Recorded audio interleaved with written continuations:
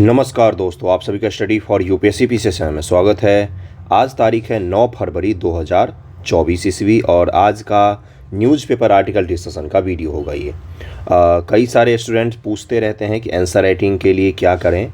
तो सबसे बेसिक चीज़ जो आप कर सकते हैं वो है कि एनसीईआरटी पढ़ के उसके पीछे के एमसीक्यू को एमसीक्यू बोल रहा हूँ, उसके पीछे के मेंस के सवालों का आप हल कर सकते हैं। लेकिन हल ज़रूर कीजिएगा, बेसिक से अभी ही समय है, यही जनवरी फरवरी मार्च अप्रैल मई तक आपके पास समय है।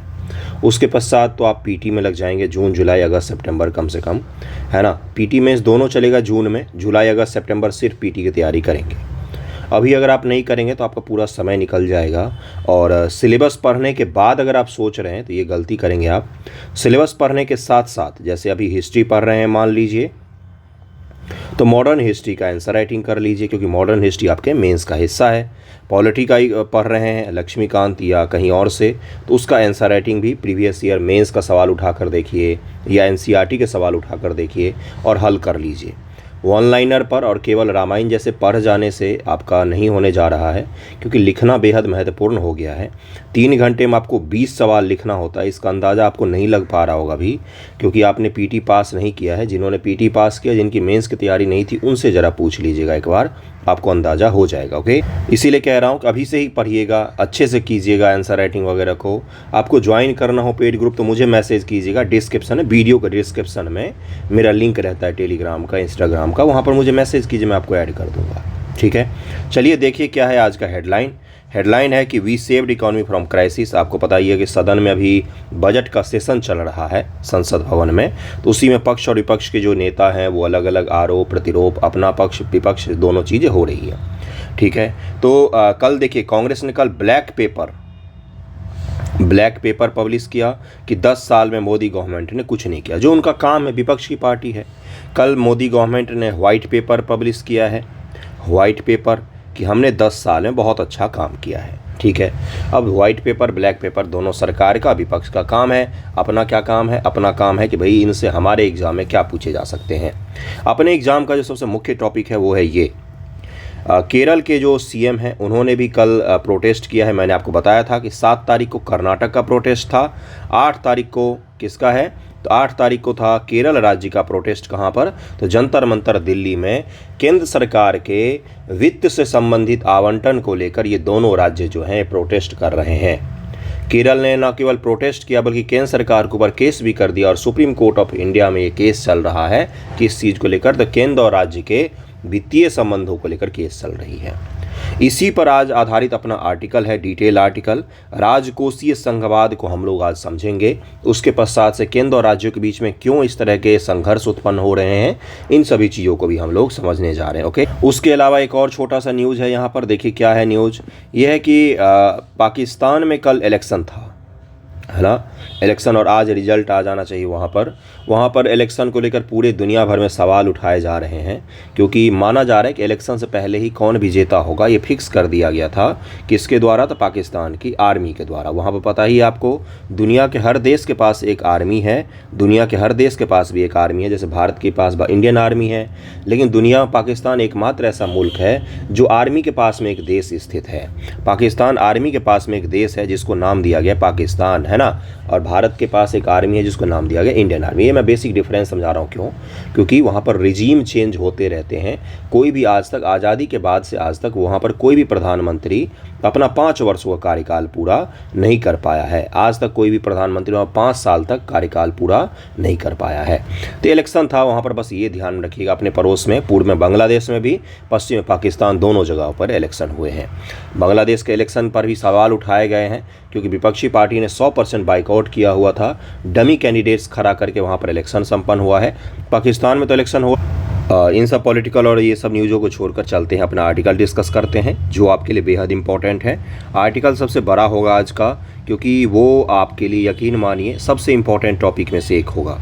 चलिए आगे बढ़ते हैं। ये आर्टिकल कहाँ पर आया था? तो 7 तारीख को द हिंदू में आया था। Union government range financial transfer to state, इसी को लेकर कहाँ पर आया था आर्टिकल? तो द हिंदू में।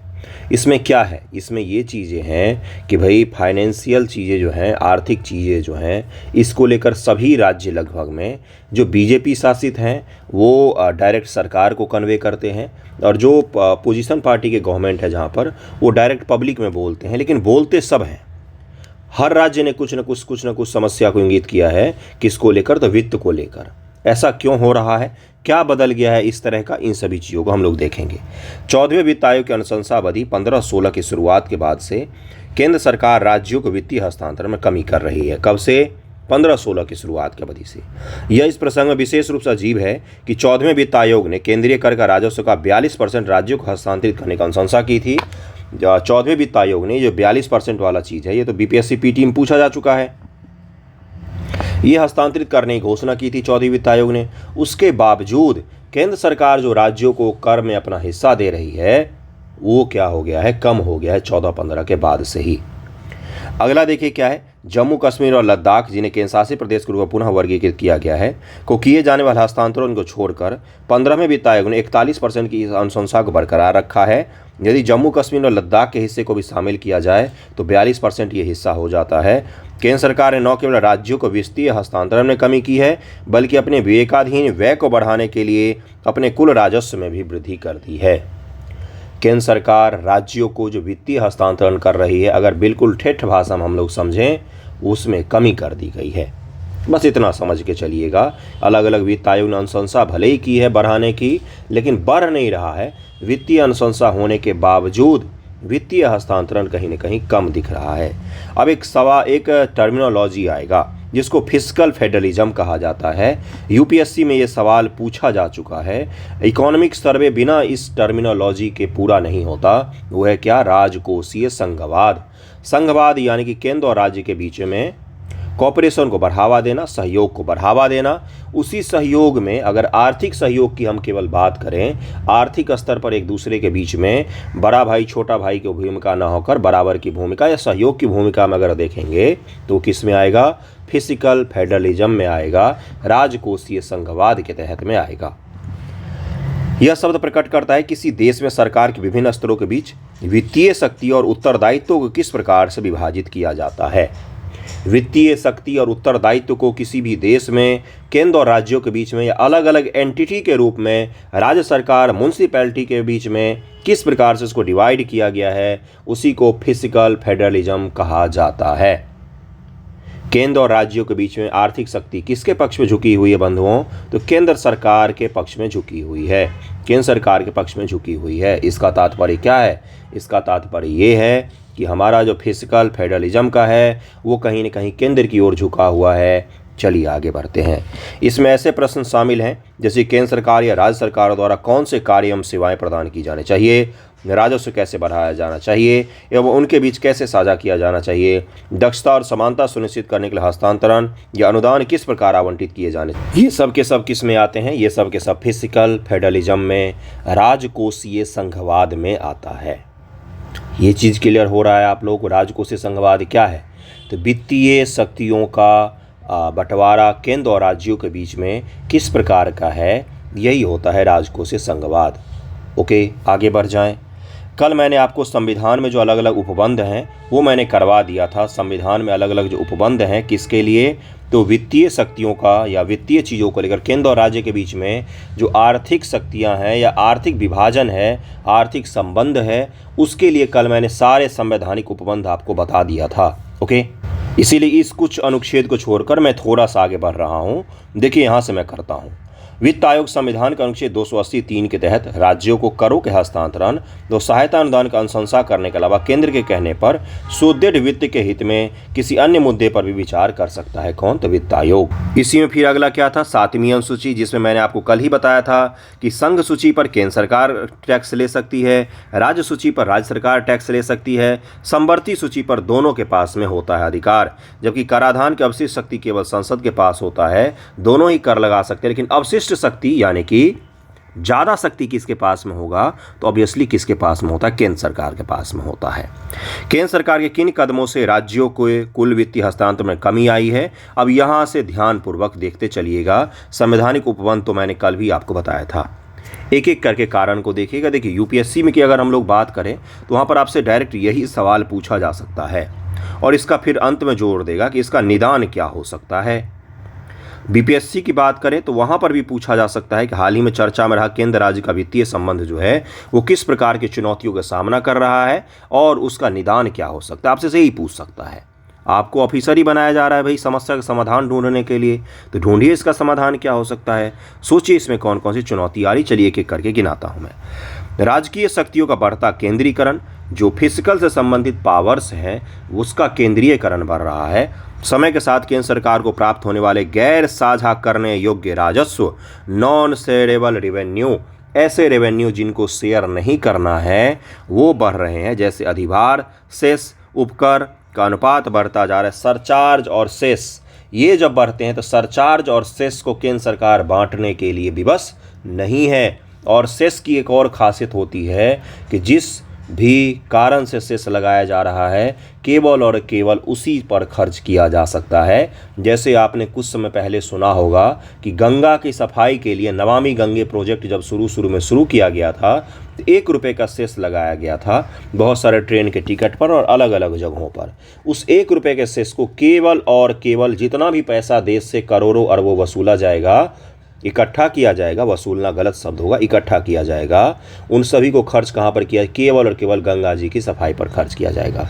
इसी प्रकार से एजुकेशन सेस भी लगा सकते हैं, तो इसको ध्यान रखिएगा। ये नॉन शेयरेबल होते हैं, इनको शेयर नहीं करती है केंद्र सरकार राज्यों के साथ में। इसके परिणामस्वरूप राज्य बृहत राजकोषीय स्वायत्तता की ओर और केंद्र द्वारा संग्रहित सभी करों में बड़ी हिस्सेदारी की वकालत कर रहे हैं। राज्य कर स्वायत्तता का क्षरण हो रहा है। राज्य सरकार को जो कर वसूलने की थोड़ी सी स्वायत्तता प्रदान थी जीएसटी के बाद से उसमें भी कमी हो रही है। राज्यों को अपने राजस्व स्रोतों पर कर दरें निर्धारित करने की क्षमता व्यापक रूप से कम हो गई है। वस्तुओं का अंतर्राज्य व्यापार के लिए मूल्य वर्धित कर वैल्यू एडेड टैक्स के कार्यान्वयन के बाद से यह क्षरण हुआ है। परिणाम स्वरूप राज्यों को कर नीतियों, राजस्व सृजन रणनीतियों के निर्धारण में स्वायत्तता की हानि का अनुभव हुआ है।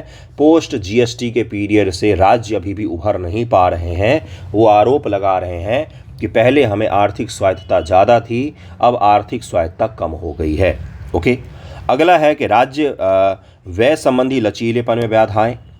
व्यय मतलब खर्च, सशर्त व आबंध अनुदानों की बढ़ती प्रमुखता के कारण केंद्र सरकार जब भी अब पैसा दे रही है तो शर्त और आबंध लगाकर यानी कि बांध कर दे रही है कि आपको ये पैसा इसी क्षेत्र पर खर्च करना है, जिससे राज्य सरकारों के हाथ बंध जाते हैं और वो खर्च करने के लिए उसी क्षेत्र पर विवश होते हैं, या तो पैसा फिर से वापस हो जाता है। इसके कारण से क्या हो रहा है, उनकी जो खर्च करने की एक स्वतंत्रता थी उस पर भी कहीं न कहीं बाधा उत्पन्न हो रही है। राज्यों को अपने व्यय लचीलेपन बाधाओं का सामना, व्यय का मतलब होता है खर्च करने के लचीलापन, उसमें फ्लेक्सिबिलिटी नहीं है। ये अनुदान जो राज्य सूची में सूचीबद्ध वस्तुओं को लक्षित करते हैं उनकी विशिष्ट प्राथमिकताओं और स्थानीय आवश्यकताओं के अनुसार धन आवंटित करने में राज्य के विवेक शक्ति को सीमित करते हैं। राज्य सरकार को जरूरत है अभी मान लीजिए शहरों की सफाई पर खर्च करने का, लेकिन केंद्र सरकार ने बोला है कि सफाई के लिए नहीं, हम आपको अनुदान दे रहे हैं शिक्षा पर खर्च करने के लिए, तो आप केवल और केवल एजुकेशन पर ही खर्च कर सकते उस पैसे को। राज्य सरकार अपने वित्त से, अपने विवेक से ये फैसला नहीं ले सकती है कुछ अनुदानों में कि उसको कहाँ पर खर्च करना है। क्या इसके लिए शब्द यूज़ किया गया है, शब्दों को जरा सुनिए, ध्यानपूर्वक लिखने की कोशिश कीजिएगा।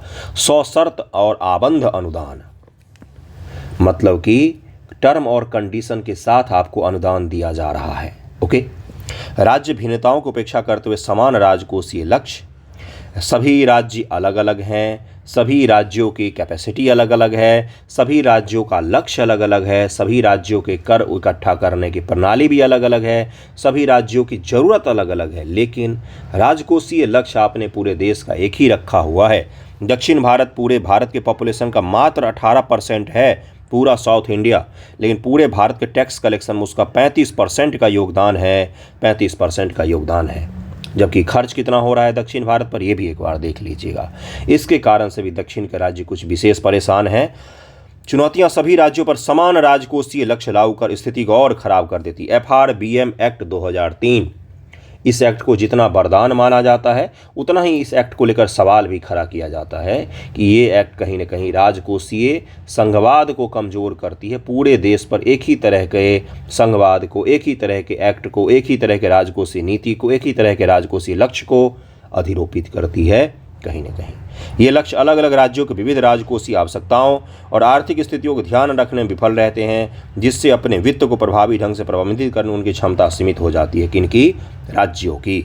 वस्तु और सेवा कर का कार्यान्वयन, अब ये सबसे बड़ा ढोल है जो बज रहा है पिछले 5-6 सालों से, अब बजता ही जा रहा है। क्या नाम है इसका? इसका नाम है जीएसटी। जीएसटी कलेक्शन क्या बढ़ रहा है? बिल्कुल बढ़ा है, बहुत बढ़ा है। लेकिन राज्य परेशान हैं, बोल रहे हैं कि ऐसा नहीं होना चाहिए। कौन सा संशोधन? 101वां संशोधन अधिनियम, संविधान संशोधन अधिनियम। ओके, 101वां संविधान संशोधन जो संघ और राज्यों को अप्रत्यक्ष कराधान की समवर्ती शक्तियां प्रदान करता है। वर्ष 1951 में पहले वित्त आयोग स्थापना के बाद से राजकोषीय दृष्टिकोण से सबसे दूरगामी परिवर्तन कौन सा रहा? जीएसटी रहा। उस राज्य में अप्रत्यक्ष करों का संग्रह जहां वस्तुओं या सेवाओं को भोग किया जाता है, न कि उस राज्य में जहां उनका उत्पादन किया जाता है। संघवाद की ऊर्ध्वाधर और क्षैतिज दोनों गतिशीलता को बदल देता है। संघवाद की ऊर्ध्वाधर भावना कौन सी और क्षैतिज कौन सी है? ये गलत फोटो बन गया, रुक जाइए मैं बनाता हूँ सही से। जैसे देखिए, ये हो गया केंद्र सरकार, ये हो गया बिहार, तमिलनाडु, राजस्थान, नागालैंड और कौन सा राज्य ले ले? केरल। ठीक है, ये हो गया क्या? ये हो गया वर्टिकल ऊर्ध्वाधर। क्षैतिज हो गया इनके बीच में आपस में, राज्यों के बीच में आपस में, ये हो गया क्षैतिज हॉरिजॉन्टल और वर्टिकल। संघवाद को दोनों को बदल देता है ये जीएसटी आने के बाद से। ओके, कर का बोझ अमीर व विनिर्माता राज्यों से उपभोक्ता राज्यों पर स्थानांतरित कर दिया गया है, जिससे क्षैतिज असंतुलन पैदा हो गया है। जो निर्माण करने वाले राज्य हैं उनके ऊपर से कर का बोझ जो विनिर्माता राज्य की जगह पर जो उपभोग कर रहे हैं उनके ऊपर लगता जा रहा है। उत्पादन पर जीएसटी नहीं लगता है, बल्कि उपभोग पर लगता है। जहां पर उसको खरीदा जा रहा है वहां पर जीएसटी लगाया जाता है, उस राज्य की सीमा में जीएसटी लगता है। इसके कारण से भी क्या हो रही दिक्कतें उत्पन्न हो रही हैं। उदाहरण के लिए एकीकृत जीएसटी, इंटीग्रेटेड जीएसटी जो वस्तुओं और सेवाओं के अंतर्राज्य आपूर्ति पर लगाया जाता है।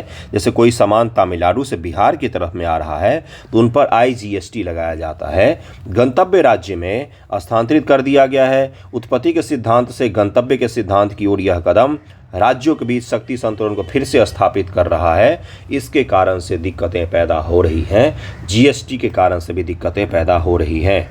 ये सभी समस्याओं को जरा विशेष रूप से ध्यान में रखिएगा। अगर आपसे पूछा जाता है कौन कौन सी चुनौती है, तो चुनौती 1, 2, 3, 4।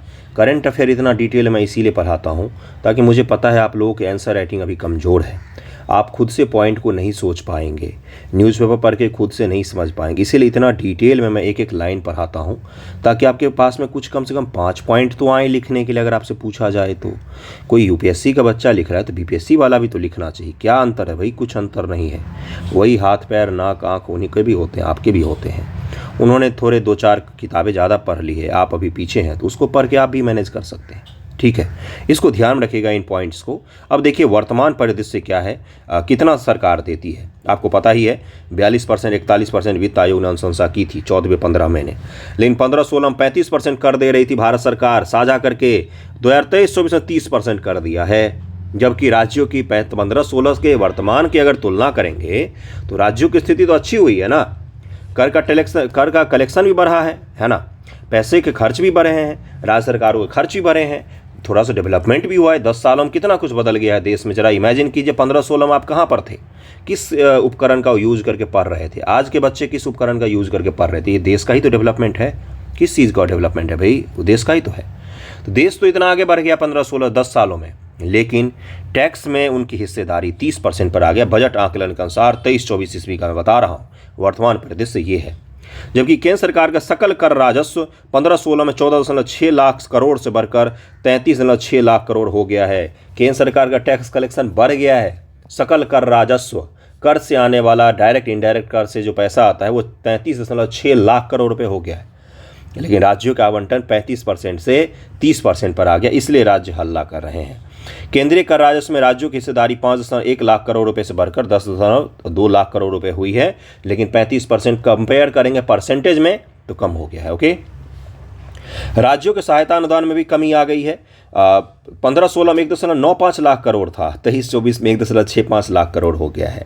ठीक है, राज्य सरकार के सकल कर राजस्व में सांविधिक वित्तीय हस्तांतरण की संयुक्त हिस्सेदारी 48.2% से घटकर 35.32% हो गई है। कुछ दिख रहा है आपको? कहीं पर भी कोई पूछे क्या हो रहा है तो इन आंकड़ों को फेंक कर उसको बोलिएगा कि देखो ये हो रहा है। इससे और सटीक आंसर, इससे और पावरफुल आंसर क्या हो सकता है गुरु? कोई आपसे पूछे कि वर्तमान में परिदृश्य किस प्रकार से बदला है, तो ये सारे के सारे वही डेटा हैं जो आपको लिखना है। उपकर व अधिभार श्रेणियों में बढ़ता कर संग्रह, सेस और सरचार्ज जो बढ़ गया है उसकी बात भी मैंने की थी। बहुत सारे सेस और सरचार्ज बढ़ गए हैं जिसको नॉन शेयरेबल होता है, केंद्र सरकार शेयर नहीं करती किसी के साथ। अगला पॉइंट देखिए क्या है, अगला है कि वित्तीय केंद्रीकरण संबंधी चिंताएं भी हो गई हैं। केंद्र सरकार द्वारा राज्यों को प्रत्यक्ष वित्तीय हस्तांतरण के 2 अन्य मार्ग भी हैं। एक है केंद्र प्रायोजित योजना, एक है केंद्रीय सेक्टर की योजना, सेंट्रली स्पॉन्सर्ड और सेंट्रल सेक्टर स्कीम। 2 स्कीम होते हैं, आपको पता होगा। केंद्र सरकार CSS के माध्यम से राज्यों की प्राथमिकताओं को प्रभावित करती है, जहां केंद्र सरकार आंशिक धन मुहैया करवाती है जबकि दूसरा हिस्सा राज्यों को देना होता है। जैसे बिहार सरकार को 60 रुपया केंद्र सरकार देगी, 40 रुपया बिहार सरकार देगी, फिर एक योजना का कार्यान्वयन किया जाएगा। दूसरे शब्द में केंद्र योजनाओं का प्रस्ताव करता है और राज्य उन्हें लागू करते हैं। साथ ही राज्यों के वित्तीय संसाधनों की प्रतिबद्धता भी तय की जाती है, किसके द्वारा? केंद्र सरकार के द्वारा। 15-16 से 23-24 के बीच में 59 CSS और CSS के लिए आवंटन 2.4 लाख करोड़ से बढ़कर 4.76 लाख करोड़ रुपये हो गया है। इस प्रकार केंद्र सरकार राज्यों को कमोबेश उतनी ही मात्रा में वित्तीय संसाधन देने के लिए बाध्य करती है जितना उसको देना चाहिए। केंद्र सरकार अपनी एक योजना लागू करती है, आयुष्मान भारत योजना। ठीक है, अब राज्यों के पास कोई और योजना थी या नहीं थी, या राज्यों का वित्तीय ढांचा वैसा था या नहीं था, केंद्र सरकार बोलती हम इसमें आपको 5 लाख रुपये का क्या करेंगे, फ्री में इलाज देंगे। एक उदाहरण दे रहा हूँ, लेकिन इसमें 60 रुपया हम देंगे, 40 रुपया केंद्र राज्य देगा। अरे 40 रुपया देने की इसकी औकात भी तो होनी चाहिए। कहाँ से देगा वो? उसको तो पहले से ही अपने यहाँ भीतर नहीं पूरे हो पा रहे हैं। आपको एक बड़ा ही इंटरेस्टिंग सा चीज़ बताता हूँ। बिहार में भी TRE का जम के बहाली हो रहा है, बहुत ज़्यादा बहाली हो रहा है। लेकिन राज्य सरकार का अगर वित्तीय ढांचे को आप गौर से देखेंगे ना, वित्तीय कलेक्शन को देखेंगे ना, तो इन TRE वाले टीचर्स को वेतन देने के लिए राज्य सरकार के पास पर्याप्त पैसा नहीं है। सच कह रहा हूँ मैं, लाखों लाख में भर्तियाँ हो रही हैं, लेकिन वेतन देने के लिए अभी पर्याप्त पैसा राज्य सरकार के पास में नहीं है। ये सच है। चलिए आगे बढ़ते हैं। तो इस कारण से भी राज्यों को नुकसान होता है। समृद्ध बनाम कम समृद्ध राज्यों से जुड़ा मुद्दा। CSS की साझेदारीपूर्ण योजनाओं का एक महत्वपूर्ण पहलू यह है कि जो राज्य अकेले राज्य बजट से समान वित्त देने का जोखिम उठा सकते हैं, वे समान स्तर के अनुदान का भी लाभ उठा सकते हैं। यह सार्वजनिक वित्त में अंतर राज्य इक्विटी के संदर्भ में 2 अलग अलग प्रभाव पैदा करता है। समृद्ध राज्य सेंट्रल सेक्टर स्कीम के कार्यान्वयन के माध्यम से समान वित्त देने और केंद्रीय वित्त का लाभ उठाने का जोखिम उठा लेते हैं, लेकिन कमजोर राज्यों को क्या होता है, इसके कारण से नुकसान होता है। वो नहीं उठा पाते हैं, सेंट्रल सेक्टर स्कीम का वित्त वहन करने की क्षमता उनके अंदर में नहीं होती है। तो इस चीज़ को ज़रा ध्यान रखिएगा। अगला देखिए क्या है कि जो संघ की सरकार है, केंद्र की जो सरकार है, उसके पास सीमित व्यय उत्तरदायित्व के साथ बड़ी वित्तीय शक्तियां हैं। केंद्र सरकार के पास सीमित व्यय करने का तो उसके पास कम क्षेत्र है, लेकिन उसके पास कर इकट्ठा करने का बहुत सारा क्षेत्र उसके पास में उपलब्ध है।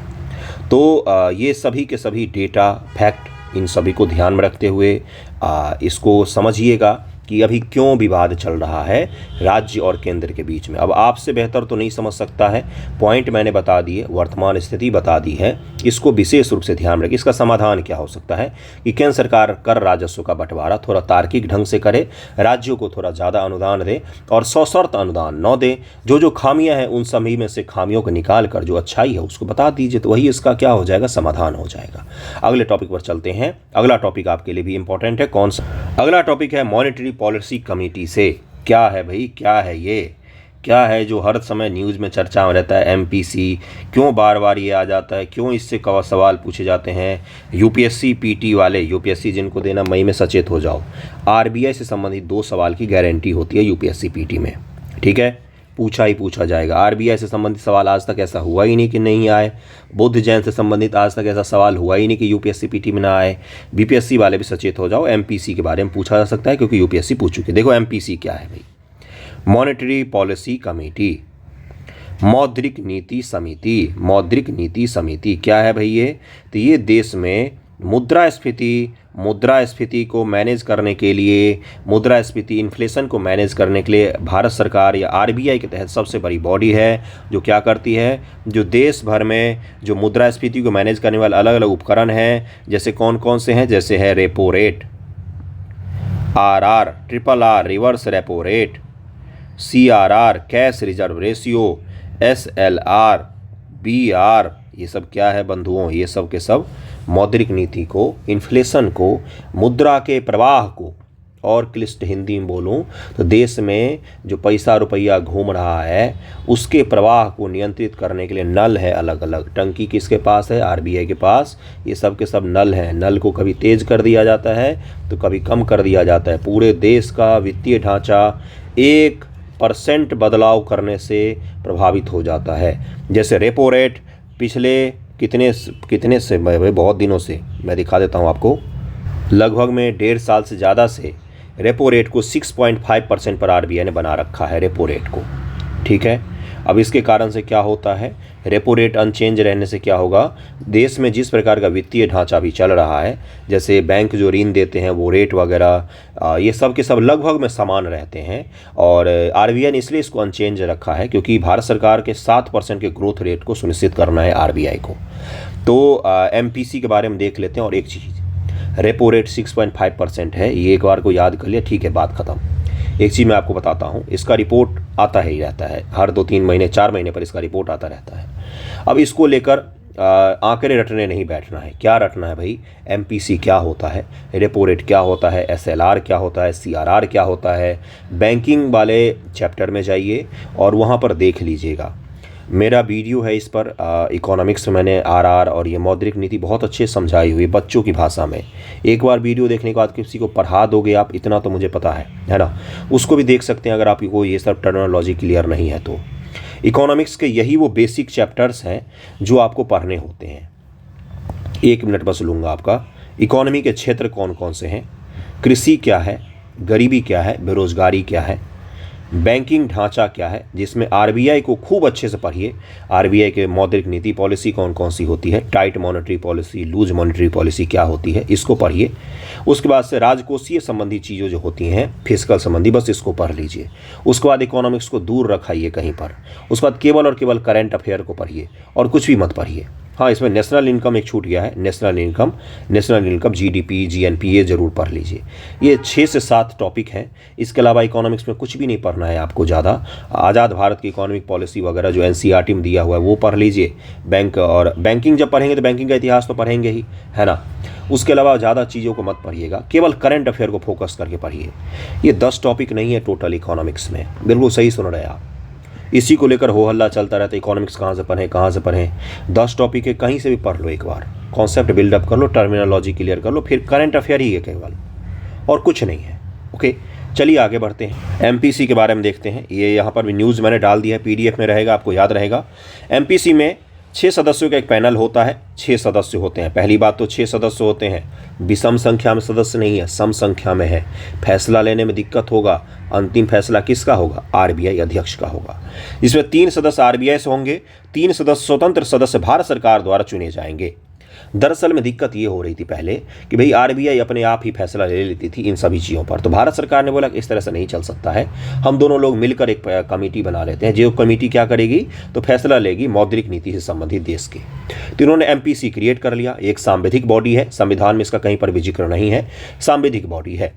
अब इस बॉडी में 6 मेंबर होते हैं। 3 आरबीआई से होते हैं, एक गवर्नर, एक डिप्टी गवर्नर, एक और वरिष्ठ अधिकारी हो सकते हैं, और 3 और स्वतंत्र सदस्य होते हैं। भारत सरकार के भी हो सकते हैं, एक स्वतंत्र भी हो सकता है। आरबीआई के 3 अधिकारियों में एक गवर्नर, एक डिप्टी गवर्नर, एक अन्य अधिकारी शामिल होता है। मौद्रिक नीति निर्धारण समिति वर्ष में 4 बार मिलेगी, सर्वसम्मति से निर्णय लेगी। यदि हाँ या ना को लेकर बराबर मत आता है तो गवर्नर को निर्णायक मत देने का अधिकार होगा। अंत में कौन निर्णायक मत दे सकता है, तो गवर्नर दे सकता है। ये चीज़ क्लियर हो गया। गवर्नर जिस पर मत देगा उसी चीज़ को मान्यता दी जाती है सामान्य तौर पर। तो ये एमपीसी है। एमपीसी के बारे में इतना ही ध्यान रखिए। इसके बाद 6.5% अभी क्या है, रेपो रेट है। रेपो रेट है, रिवर्स रेपो रेट भी होता है, सीआरआर होता है, एसएलआर होता है, बैंक रेट होता है। इन सभी चीज़ों को, टर्मिनोलॉजी को इकोनॉमिक्स के बेसिक बुक से क्लियर कर लीजिएगा। बाकी सीआरआर, एसएलआर ये सब कितना परसेंट है, ये पीटी एग्जामिनेशन में जाने से पहले जैसे पीटी सितंबर में है तो सितंबर एक बार सर्च किया कि वर्तमान में कितना कितना पर है ये डेटा। कई बार गंदे पीसीएस वाले ग्रुप सी ग्रुप डी वाले एग्जामिनेशन में ये सब चीज़ें भी पूछ ली जाती हैं। ओके, चलिए आगे बढ़ते हैं। अगला टॉपिक देखिए अगला टॉपिक बड़ा ही इंटरेस्टिंग है और सुप्रीम कोर्ट ने एक चीज़ क्लियर कर दिया है कि बाल्कनाइजेशन का मतलब होता है डिवाइड। क्या है भाई, बहुत ही तरह तरह के शब्द यूज किए हैं। कौन सा, ध्यानपूर्वक देखिएगा, फिर मैं पूरा चीज़ समझाऊंगा। अनटचेबल एमॉन्ग्स द अनटचेबल, जिनको समाज में अनटचेबल माना जाता है, जिनको छूना मना है, untouchable among untouchable. SC community में भी सबसे निर्धन वाले एससी के भी कुछ वर्ग उन एससीज को छूना पसंद नहीं करते हैं, वो वाले एससी की बात कर रहा है। जाति प्रथा को बढ़ावा नहीं दे रहा हूँ मैं, सुप्रीम कोर्ट के शब्द में यूज कर रहा हूँ। अनटचेबल एमॉन्ग अनटचेबल, आपने कभी गौर किया है क्या जाति प्रथा केवल उच्च वर्ण के लोगों ने ही थोपा? क्या निम्न वर्ण के लोगों जाति प्रथा नहीं, जातिवादी नहीं होते हैं क्या? बिल्कुल होते हैं। वो भी अपने से नीची जाति को छूना, उनके साथ वैवाहिक संबंध और उनके साथ पारिवारिक संबंध को स्थापित करना स्वीकार नहीं करते हैं। सच बोल रहा हूँ, वो सच जो आज तक आपको किसी ने बताया होगा, मैं बोलूँगा, ठीक है। तो अनटचेबल एमॉन्ग्स अनटचेबल की बात क्यों की है, क्या है ये पूरा मामला, इनको समझते हैं डिटेल में, यहीं पर समझते हैं। सुप्रीम कोर्ट में चल रहा था विवाद, किसको लेकर? एससी को लेकर, कि भाई राज्य जो है वो एससी में बैकवर्ड क्लास को अलग से रिजर्वेशन दे सकते हैं या नहीं दे सकते हैं, इसको लेकर विवाद चल रहा था। तो सुप्रीम कोर्ट ने बोला कि बिल्कुल दे सकते हैं। सुप्रीम कोर्ट ने क्या बोला कि आर्टिकल 341 और 342 के तहत शेड्यूल कास्ट और शेड्यूल ट्राइब में, इस आर्टिकल को जरूर ध्यान रखिएगा, अनुसूची में कौन सी जातियां शामिल होंगे, ये शामिल करने का अधिकार केवल और केवल राष्ट्रपति महोदय को मिला हुआ है। राष्ट्रपति, भारत के राष्ट्रपति को मिला हुआ है कि शेड्यूल कास्ट और शेड्यूल ट्राइब में किसी भी जाति को शामिल करना और किसी भी जाति को हटाना, ये केवल और केवल राष्ट्रपति महोदय कर सकते हैं, ठीक है। लेकिन यहाँ पर सुप्रीम कोर्ट ने बोला है कि एक एससी कैटेगरी में डिवाइड करके एक अलग से इसी में कुछ बैकवर्ड क्लास को पहचानना, जो बिल्कुल ही पिछड़े हुए हैं, अनटचेबल एमॉन्ग्स अनटचेबल, वो एससी सूची का बंटवारा नहीं होगा, बल्कनाइजेशन नहीं होगा। वो ऐसा नहीं है कि एससी सूची को आपने बांट दिया है। राज्य सरकारें अपने स्तर पर एससी की जो सूचियां हैं, जो शेड्यूल कास्ट की सूचियां हैं, उनको क्या कर सकती हैं, उनको अपने स्तर पर उनमें कुछ विशेष जातियों की पहचान करके उनको विशेष सुविधा, विशेष आरक्षण प्रोवाइड करवा सकती है। कोई एक क्रीमी लेयर ला सकती है, कोई एक विशेष प्रावधान कर सकती है। इससे एससी की सूची का बंटवारा नहीं हो रहा है। ये जो एससी वर्ग की सूची तो एससी वर्ग का ही रहेगा, बस उसमें कुछ खास वर्गों को क्या दिया जा रहा है, ज़्यादा प्राथमिकता दी जा रही है। सुप्रीम कोर्ट ऑफ इंडिया ने कल ये चीज़ क्लियर किया है। बार बार मैं एक ही चीज़ बोल रहा हूँ, उन्होंने क्या बोला स्पष्ट रूप से कि जो एससी कैटेगरी है, एससी कैटेगरी के ही कुछ एससी समूह को अगर विशेष रूप से कोई सुविधा प्रदान की जाती है तो ये क्या होगा, ये बाल्कनाइजेशन, डिवाइड नहीं होगा। बाल्कनाइजेशन ये शब्द यूज़ किया जाता है डिवाइड को लेकर, ये डिवाइड नहीं होगा एससी सूची में, बस कुछ को विशेष प्रावधान दिया जाए। इसी को लेकर भारी विचार विमर्श चल रहा है, जहाँ पर सुप्रीम कोर्ट ने अलग अलग एग्जाम्पल भी दिए। जैसे उन्होंने बोला कि स्क्रैमेजर्स जो नालों की सफाई करते हैं और जो लोहार हैं, ये दोनों ही आ सकते हैं। क्या दोनों ही एक ही तरह के सामाजिक विभेद का सामना करते हैं? क्या लोहार और जो साफ़ सफाई करने वाले लोग होते हैं, क्या उनको छूना पसंद करेंगे लोहार के लोग? ऐसा कुछ एग्जाम्पल भी दिया इन्होंने। खैर देखिए, एग्जाम्पल पर हमें नहीं जाना है। यहाँ पर बात इस चीज़ की हो रही है ना कि किसी एक विशेष लिस्ट के तहत भी schedule caste, schedule tribe, OBC और जैसे जनरल में भी था तो ईडब्ल्यूएस बनाया गया है ना। जनरल में ही तो सब डिवाइड किया गया ना, आपको एग्जाम्पल दिख तो रहा है। ओबीसी में भी बांटा गया, ईबीसी किया गया। अब एससी जो कैटेगरी है उसमें भी बांटकर कुछ विशेष रूप से पिछड़े, अति पिछड़े लोगों को क्या किया जा सकता है, उनको विशेष सुविधा दी जा सकती है, ठीक है। चलिए आगे बढ़ते हैं, इसको ध्यान रखिएगा। अगला न्यूज़ है आपका मनरेगा से संबंधित। Low budget outlay hurting MNREGA से हाउस पैनल, जो संसदीय पैनल है उसने बोला है कि मनरेगा के लिए लो बजट मनरेगा को काफ़ी ज़्यादा प्रभावित कर रहा है। और जो बजट एलोकेशन किया गया है वो जो रूरल डेवलपमेंट मंत्रालय है, जो ग्रामीण विकास मंत्रालय है, उसने जितना पैसा मांगा था उसकी तुलना में कम बजट उसको दिया गया है। ये भी बोला गया है कि भाई इस बार 24-25 के बजट में 86,000 के करीब में एलोकेट किया गया है, जबकि 88,000 करोड़ के रुपए करीब में पिछले बजट में थे। इसको बस ध्यान में रखिएगा। बाकी मनरेगा के बारे में आपको बता देता हूँ, बहुत सारी कमेटी है, बहुत सारे राज्य हैं जो मनरेगा में फंड की कमी को लेकर हमेशा बोलते रहते हैं कि मनरेगा में फंड की कमी हो गई, मनरेगा में फंड की कमी हो गई है। मनरेगा है क्या किस प्रकार की योजना है उसको थोड़ा सा शॉर्ट में समझ लेते हैं, उसके बाद आगे बढ़ेंगे हम। मनरेगा स्कीम को 2005 में शुरू किया गया था और ग्रामीण विकास मंत्रालय विश्व के सबसे बड़े रोजगार गारंटी स्कीम में से एक है। यह योजना न्यूनतम वेतन पर सार्वजनिक कार्यों संबंधित और कुशल शारीरिक कार्य करने के इच्छुक ग्रामीण परिवार के वयस्क सदस्यों को कानूनी गारंटी देता है जॉब की। सक्रिय कर्मचारी 14.32 करोड़ लोग अभी काम कर रहे हैं मनरेगा के तहत में देश में। आपको अंदाजा है 14.32 करोड़ मनरेगा के तहत रजिस्टर्ड वर्कर्स हैं पूरे देश भर में। प्रमुख विशेषताएं, मनरेगा के डिजाइन के आधारशिला इसकी कानूनी गारंटी है, जिससे यह सुनिश्चित होता है कोई भी ग्रामीण वयस्क कार्य के लिए अनुरोध कर सकता है, उसे 15 दिन के भीतर कार्य मिलने चाहिए। यदि यह प्रतिबद्धता पूरी नहीं होती है तो बेरोजगारी भत्ता प्रदान किया जाना चाहिए। इसके लिए आवश्यक है कि महिलाओं को इस तरह से प्राथमिकता दी जाए कि कम से कम 1/3 महिलाएं लाभार्थी हो जिन्होंने पंजीकरण कराकर काम के लिए अनुरोध किया हो। आपको लग रहा होगा कि ये मैं रामायण पढ़ रहा हूँ, सत्यनारायण भगवान की कथा। यही पूछ लेगा आपसे कि इसके तहत क्या है, 2/3 महिलाएं लाभार्थी हो, ये अनिवार्य है। आप वहाँ पर चांद सितारे ढूंढेंगे, आपको रूम में कुछ नहीं दिखाई देगा। एग्जामिनेशन हॉल में तो वैसे ही काला सपाट हो जाता है सब कुछ, वहाँ पर आप ढूंढेंगे क्या है। यही वो प्राथमिकताएं हैं जो रजिस्ट्रेशन में 1/3 महिलाओं को प्राथमिकता देने की बात की गई मनरेगा के तहत। क्यों भाई, ग्रामीण स्तर पर महिलाओं को सशक्त करने के लिए लाया गया था। मनरेगा की 17 धारा 17 मनरेगा के तहत निष्पादित सभी कार्यों का सामाजिक लेखा परीक्षण अनिवार्य है। क्रियान्वित संस्था भारत सरकार का ग्रामीण विकास मंत्रालय राज्य सरकारों के साथ मिलकर इस योजना के क्रियान्वयन की निगरानी करता है। उद्देश्य यह अधिनियम ग्रामीण लोगों की क्रय शक्ति में सुधार करता है। क्रय शक्ति, परचेजिंग पावर में सुधार करता है। उद्देश्य बड़ा ही क्लियर होना चाहिए आपका भी लिखते समय कि उद्देश्य क्या है योजना का पेश किया। इसका उद्देश्य मुख्य रूप से ग्रामीण भारत में गरीबी रेखा से नीचे रहने वाले लोगों को अर्ध या अकुशल कार्य प्रदान करना है। अर्ध या अकुशल जैसे कि गड्ढा खोद लो, नाली बना लो, कुदाल लेके मिट्टी इधर से उधर डाल दो, तालाब का निर्माण, ये सब काम इसके तहत किए जाते हैं। अकुशल होते हैं, ज़्यादा इसके लिए स्किल्ड की जरूरत आवश्यकता पर नहीं पड़ती है। यह देश में अमीर और गरीबों के बीच अंतर को कम करने का प्रयास करता है। किस प्रकार से आप 300 रुपया रोज देकर गरीबी को अमीरों की तुलना कर रहे हैं गुरु, कहाँ वो लाख करोड़ की बात करते हैं। ठीक है, लेकिन फिर भी ये तो है इंक्लूसिवनेस को बढ़ावा देता है। किसको, शब्द को सही से यूज कीजिए, इकोनॉमिक टर्म को, इंक्लूसिवनेस, ठीक है, समावेशिता को बढ़ावा देता है। ठीक है, 22-23 की उपलब्धि क्या रही भाई, पिछले साल का कुछ आंकड़ा देख लीजिए। 11.37 करोड़ परिवारों को रोजगार मिला है। इसमें 289.24 करोड़ व्यक्ति दिवस रोजगार उत्पन्न हुआ है। सब कुछ करोड़ में ही है। कितने बड़े स्केल पर ये काम कर रहा है, लोगों के तारनधार के रूप में है ये। 56.19% महिलाएं हैं। यही आपके लिए इंपॉर्टेंट है। आधे से अधिक महिलाएं कार्य करती है मनरेगा के तहत। क्यों? क्योंकि पुरुष सारे शहर में रोजगार में लगे हुए हैं, छोटे छोटे काम करते। ग्रामीण क्षेत्रों का मुख्य रूप से योजना है ये। तो गांव में तो पुरुष बची नहीं गए हैं गुरु, महिलाएं ही बची हुई हैं। 19.75% SC वर्ग के हैं। 17.47% ST वर्ग के लोग इसमें कार्य कर रहे हैं। कितना बढ़िया डेटा था ये आपके लिए, इसको ध्यान में रखिएगा। बाकी मनरेगा स्कीम मैंने आपको समझा दिया है, इसको विशेष रूप से ध्यान रखिएगा। अगले टॉपिक पर चलते हैं। अगला टॉपिक है कलादान मल्टी मॉडल प्रोजेक्ट से संबंधित। क्या है ये कलादान प्रोजेक्ट, मैं नहीं समझाऊंगा, मैं समझा चुका हूँ। दरअसल में म्यांमार अशांत है। म्यांमार में आर्मी ने वहाँ पर शासन सत्ता पर कब्जा कर लिया। कब? तो 2021 ईस्वी में, 2022 ईस्वी में, है ना।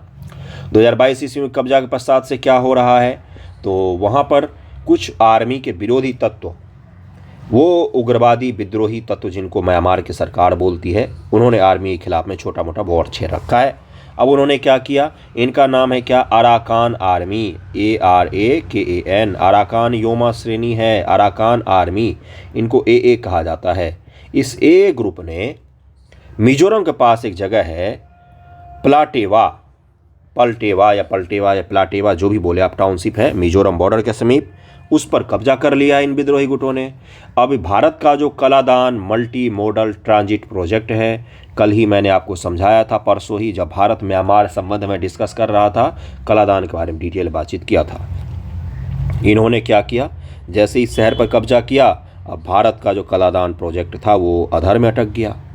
तब इसी को कलादान प्रोजेक्ट को जरा मैप देख लेते हम लोग। आप मुझे एक चीज़ बताएंगे कि म्यांमार की कैपिटल क्या है। आपने गौर किया है कभी म्यांमार का राजधानी कहाँ है? रंगून नहीं है। देखिए जरा क्या है, एक बार देखिए, या रंगून है, बताइए मुझे कौन सा शहर है। चलिए देखते हैं, Kaladan multi modal transit project का मैप देखेंगे और उसको समझने की कोशिश करें कहाँ पर कब्जा किया। ओके, देखिए यही है मैप, कोलकाता पोर्ट से, कोलकाता पोर्ट क्या है, नदी पोर्ट है, हुगली नदी वाला पोर्ट है, आपको पता होगा। ज्वारीय पोर्ट भी कहा जाता है इसको, ज्वारीय पोर्ट है। ज्वार जब आता है तब जहाज़ ज्वार के साथ अंदर आ जाते हैं, फिर यहाँ पर सामान अपना निकाल लेते हैं, उतार देते हैं। उसके बाद फिर से जब ज्वार आता है तो उसी ज्वार पर चढ़ के फिर से ये लोग समुद्र में आ जाते हैं। ज्वारीय पोर्ट है कलकत्ता पोर्ट। तब हमने क्या किया, हमने देखा कि चिकन नेक के कारण से हमारे देश के सामरिक इस रूप से महत्वपूर्ण नॉर्थ ईस्ट के रीजन बहुत ही ज़्यादा खतरे में रहता है। चीन चिकन नेक के पास बैठा हुआ है। तो बहुत पहले किसी अधिकारी के दिमाग में आया कि क्यों ना हम क्या करें, एक अलग रूट को तलाशें। तो इन्होंने बोला यहाँ से बैठेंगे हम जहाज़ पर, हम पहुँच जाएंगे Sittwe port. Sittwe port Myanmar में है। यहाँ से रेलगाड़ी करके हम पहुँच जाएंगे पलेटवा। यहीं पर कब्जा कर लिया उन्होंने। पलेटवा से हम क्या करेंगे, सड़क मार्ग के थ्रू अपने मिजोरम शहर को हम लोग क्या करेंगे तो जोड़ देंगे। यहीं पर किसने कब्जा कर लिया। अब यहीं पर हमारा मिजोरम है। इसको नॉर्थ ईस्ट को जोड़ने का एक अल्टरनेट वे कौन सा था, Kaladan multi modal transit project. Multi modal क्यों कहा जाता है, यहाँ पर जहाज़ है, यहाँ पर रेल है, यहाँ पर क्या है, सड़क है, इसीलिए इसको मल्टी मॉडल कहा जाता है। भारत और म्यांमार के बीच बहुत बड़ी महत्वाकांक्षी परियोजना है। नॉर्थ ईस्ट को सुरक्षित करने के लिए बहुत ही बड़ी महत्वाकांक्षी परियोजना है। सितवे पोर्ट जहां पर है उसको विशेष रूप से ध्यान में रखिएगा। मात्र 539 किलोमीटर दूर है ये। और यहीं पर अभी ये देखिए पलेटवा कहाँ गया भाई, इसका एक तो नाम मुझे समझ में नहीं आ रहा क्या है ये। यही जगह है जहाँ पर किसने कब्जा कर लिया है, तो अराकान आर्मी ने यहाँ पर कब्जा कर लिया है। इसको ध्यान में रखिएगा। आज का न्यूज़पेपर डिस्कशन तो यहीं पर समाप्त होता है। कुछ विशेष रूप से सभी टॉपिक को मैंने पढ़ाया है, ध्यान में रखिएगा। इन सभी को कैसा लगा वीडियो ज़रूर बताइएगा। थैंक यू सो मच आप सभी का।